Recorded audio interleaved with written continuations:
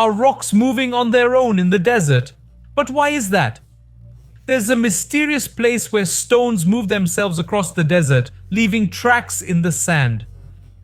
Some stones even weigh up to 300 kilograms and still left traces, as if someone had pushed or moved their position with no apparent explanation. Can you imagine? The mystery of the walking stones has troubled many scientists for decades. How is this possible? Well, thankfully, it looks like scientists have managed to uncover the dynamics behind the mystery of the walking stones.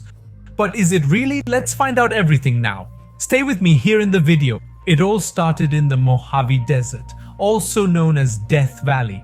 One of the hottest and most blistering places in the world, a puzzling phenomenon was born: the sailing stones.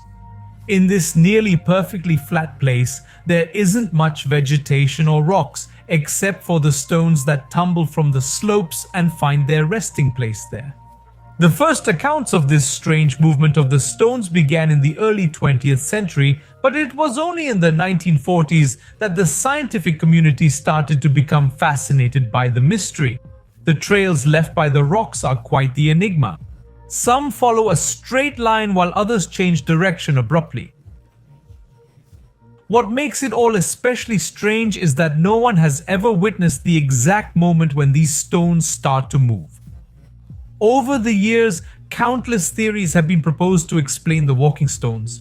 One of the intriguing theories that emerges to explain the mystery of the rocks is the possibility of them being moved by humans or animals. By examining the peculiar shape of the trails left by the rocks, it was proposed that they might move during periods when the desert ground is covered by a layer of extremely soft or mushy mud. But what discredits the idea of humans or animals moving the rocks is the fact that there is no evidence. Evidence of disturbance around the trails left by them, given that this place is normally not inhabited by living beings. On the other hand, the marks left by the rocks can only be caused by the way they interact with the soil under special conditions. This is unusual because it doesn't align with the common explanation of an external force acting upon them. Therefore, the theory that people or animals were involved in the movement of the rocks is ruled out by the evidence found. Another interesting theory was whether they are driven by the wind. In fact, this has always been the preferred explanation for many researchers. The prevailing winds that blow over the site follow the southwest and northeast direction. It is interesting that most of the trails left by the rocks are parallel to this direction. This strong connection suggests that the wind plays a significant role in the movement of the rocks and could partially be responsible for it. The idea was that strong gusts of wind or even hurricane-level winds could give the rocks a starting push. They believed this happened when the ground was extremely wet, right after a rain that turned the surface into slippery mud. Once the rocks started to move, slower winds could keep pushing the movement as the rocks slid through the soft, slippery mud.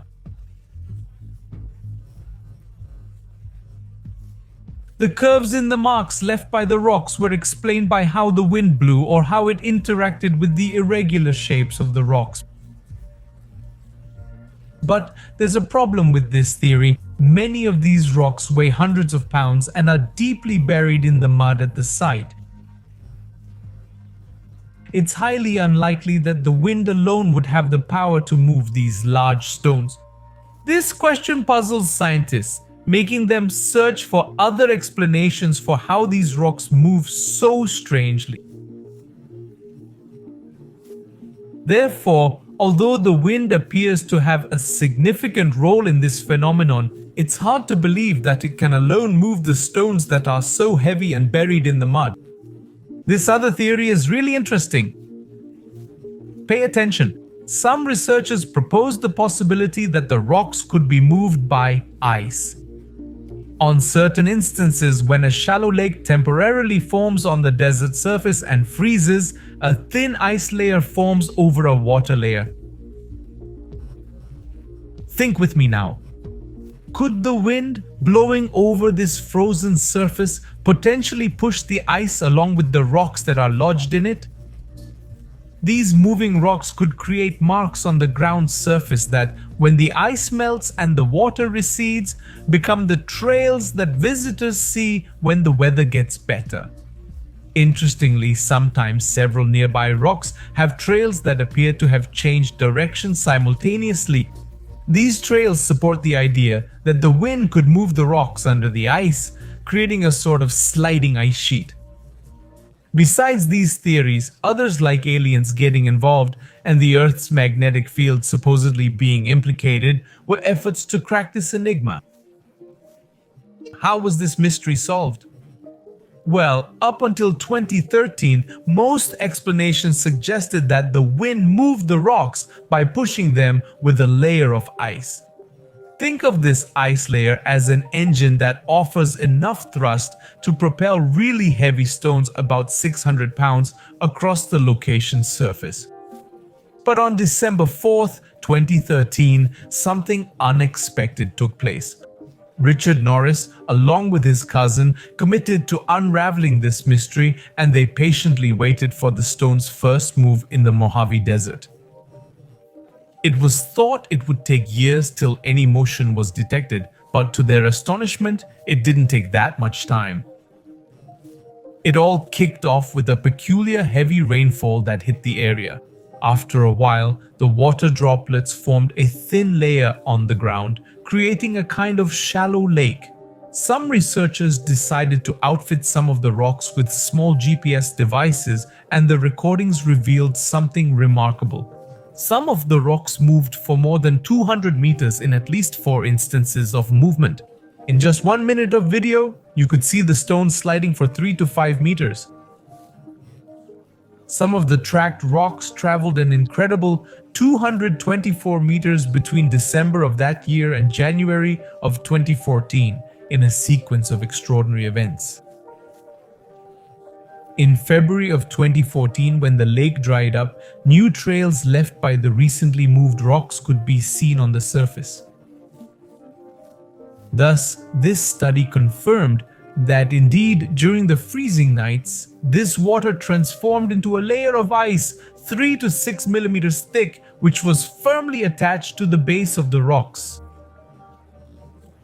With the arrival of the sun, the ice begins to break up, forming large plates that are driven by the winds. This is how the stones begin to move over the ground, traveling at an astonishing speed of 2 to 5 meters per minute. The trajectories of these rocks are determined by the speed and direction of the wind, as well as the presence of water on the ice. Researcher Richard explains that this phenomenon is extremely rare due to the scarcity of rainfall in Death Valley and the high average temperatures in the region. For the stones to move, a specific set of conditions is required. First, it must have rained enough to form the ice sheet, and the temperature must drop near 0 degrees Celsius for the water to freeze. Additionally, the winds must have the strength to move the ice sheets and consequently the rocks. If the ice sheet is thicker, it can't float on liquid water. As they are driven by the wind, the rocks push against other stones. Even with a scientific explanation to unravel the mystery, we cannot deny that this phenomenon remains fascinating to say the least. Do you think this mystery has been 100% solved? Or do you think there is something that still needs to be explained? Well, thank you so much for staying until the end and until the next video here on the channel.